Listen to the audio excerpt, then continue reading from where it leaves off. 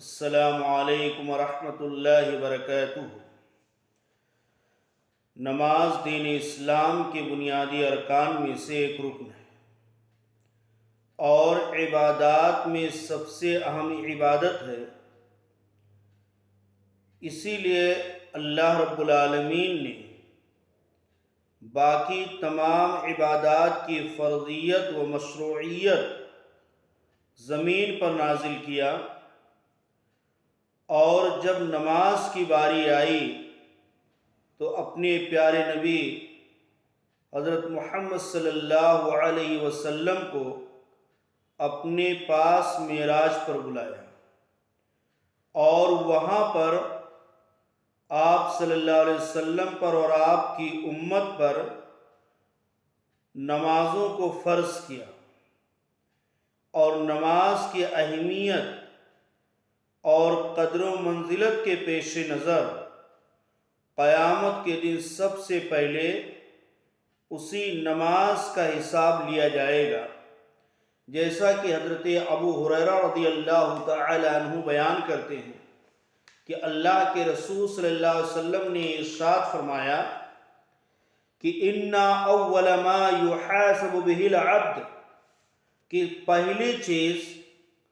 جس کے بارے میں قیامت کے دن بندے سے محاسبہ کیا جائے گا، اس کا حساب لیا جائے گا، پوچھا جائے گا، إِنَّ أَوَّلَ مَا يُحَاسَبُ بِهِ الْعَبْدُ يَوْمَ الْقِيَامَةِ مِنْ عَمَلِهِ، یعنی اس کے تمام اعمال میں سے قیامت کے دن جس چیز کے بارے میں سب سے پہلے پوچھا جائے گا صلاتہ، اس کی نماز ہوگی۔ یعنی عبادات میں، حقوق اللہ میں سب سے پہلا سوال، سب سے پہلا محاسبہ نماز کے بارے میں ہوگا۔ فَإِن صَلُحَتْ، اگر نماز درست نکلی، فَقَدْ أَفْلَحَ وَأَنجَحَ، تو وہ کامیاب ہو گیا، مراد کو پہنچ گیا۔ وَإِن فَسَدَتْ، اور اگر نماز ٹھیک نہیں رہی، نماز کو ٹھیک طریقے سے ادا نہیں کی گئی ہوئی، فَقَدْ خَابَ وَخَسِرَ، تو وہ ذلیل و خوار اور خسارہ اٹھانے والا ہوگا۔ اس روایت کو امام ترمذی رحمہ اللہ نے اور امام نسائی رحمہ اللہ نے روایت کیا ہے۔ اسی طرح سے اللہ کے رسول صلی اللہ علیہ وسلم نے ایک دوسری حدیث کے اندر تمام اعمال کی قبولیت کا دار و مدار اسی نماز کی قبولیت پر رکھا ہے کہ تمام اعمال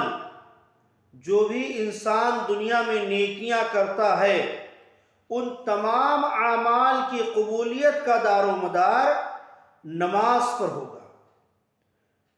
اللہ کے رسول صلی اللہ علیہ وسلم نے ارشاد فرمایا کہ اول ما یحاسب علیہ العبد یوم القیامہ، کہ قیامت کے دن بندے سے سب سے پہلے جس عمل کے بارے میں سوال ہوگا، جو اس سے سوال پوچھا جائے گا، الصلاۃ، وہ نماز کے بارے میں ہوگا۔ فَإِن صَلُحَتْ صَلُحَ سَائِرُ عَمَلِهِ، اگر اس کی نماز ٹھیک طرح سے رہی، نماز کو اچھے طریقے سے ادا کی گئی ہوگی، تو باقی تمام اعمال بھی درست ہوں گے، تمام اعمال بھی تسلیم کر لیے جائیں گے۔ وَإِن فَسَدَتْ فَسَدَ سَائِرُ عَمَلِهِ، اور اگر اس کی نماز فاسد نکلی تو باقی تمام اعمال بھی فاسد ہی تصور کیے جائیں گے، شمار کیے جائیں گے، یعنی باقی تمام اعمال کو بھی صحیح نہیں شمار کیا جائے گا۔ اس روایت کو طبرانی رحمہ اللہ نے روایت کیا ہے، علامہ البانی رحمہ اللہ نے اس کو صحیح قرار دیا ہے۔ تو اس لیے مسلمانوں کو چاہیے کہ اپنی نمازوں کی فکر کریں اور سوچیں کہ کیا ہم نماز اللہ کے رسول صلی اللہ علیہ وسلم کی تعلیمات کے اور آپ کی سنت کے مطابق ادا کرتے ہیں یا نہیں، یا ہم باقی اعمال کی طرح سے نماز بھی اپنی منمانی کرتے ہیں، اپنی منشا اور اپنے مخصوص مسلک کے مطابق اسے ادا کرتے ہیں۔ اس بات پر دھیان دینے کی ضرورت ہے۔ امام حضرت مالک بن حویرث رضی اللہ تعالیٰ عنہ بیان کرتے ہیں کہ ہم چند نوجوان اللہ کے رسول صلی اللہ علیہ وسلم کی خدمت میں حاضر ہوئے اور ہم نے 20 راتیں آپ کے پاس قیام کیا۔ پھر آپ صلی اللہ علیہ وسلم کو یہ گمان ہوا، خیال ہوا کہ جیسے ہم اپنے گھروں کے اور گھر والوں سے ملنے کے شوق رکھتے ہیں، اس کے مشتاق ہیں۔ اللہ کے رسول صلی اللہ علیہ وسلم نے ہم سے پوچھا، ہمارے گھر کے بارے میں احوال پوچھا، معلومات حاصل کیا کہ تم اپنے گھروں پہ کن کو چھوڑ کر کے آئے ہو۔ جب ہم نے آپ کو سب کچھ بتا دیا تو اللہ کے رسول صلی اللہ علیہ وسلم چونکہ بڑے نرم مزاج اور رحم دل تھے، اس لیے اللہ کے رسول صلی اللہ علیہ وسلم نے فرمایا ارجعوا الی اہلیکم، کہ تم سب اپنے گھروں کی طرف لوٹ جاؤ، فعلموہم ومروہم، اور انہیں تعلیم دو اور انہیں حکم دو، وصلوا کما رأیتمونی اصلی، اور تم اسی طرح نماز پڑھو جس طرح مجھے یہاں رہ کر کے نماز پڑھتے ہوئے تم نے دیکھا ہے۔ وَإِذَا حَضَرَتِ الصَّلَاةُ، اور جب نماز کا وقت آ جائے، نماز کا وقت حاضر ہو، فَلْيُؤَذَّنْ لَكُمْ أَحَدُكُمْ، تو چاہیے کہ تم میں سے کوئی شخص تمہارے لیے اذان دے، ثُمَّ لِيَؤُمُّكُمْ أَكْبَرُكُمْ، اور تمہاری امامت کرائے تم میں سے بڑا آدمی۔ اس لیے کہ یہ سب ایک ساتھ آئے تھے، سب 20 دن اللہ کے رسول صلی اللہ علیہ وسلم کے پاس قیام کیا، علم کے اندر، قرآن کے پڑھنے کے اندر، سنت مبارکہ کے جاننے کے اندر سب برابر تھے۔ اس لیے اللہ کے رسول صلی اللہ علیہ وسلم نے کہا تمہاری امامت وہ کرائے جو عمر میں زیادہ ہو۔ اس روایت کو امام بخاری رحمہ اللہ نے اور امام مسلم رحمہ اللہ نے روایت کیا ہے۔ اسی طرح سے اللہ کے رسول صلی اللہ علیہ وسلم نے ان نوجوانوں کو جو تعلیم دی،